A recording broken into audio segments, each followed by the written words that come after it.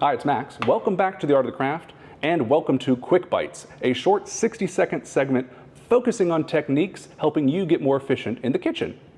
Let's get cooking. From time to time, I have been known to drink a glass of wine or three while cooking. Let's learn how to open a wine bottle correctly. The lower 2/3 of the bottle are called the body. The upper third is called the neck. At the top, this neck here, this is the foil, and then the very tippy top is called the enclosure or the closure. If you check closely, you'll see a little ridge sometimes above the foil but below the closure.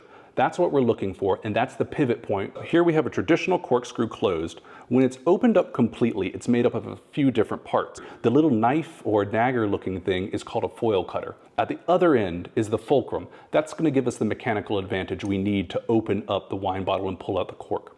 And then the screw in the middle is actually called a worm. The first thing we want to do is open up our foil cutter. That little knife thing on the back. Place the tip of it right above that little lip and pull across. And you're cutting the foil.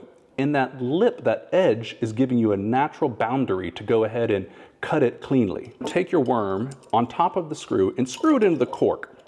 About 2 turns from the end. Some of these newer devices have a small kickstand on the fulcrum.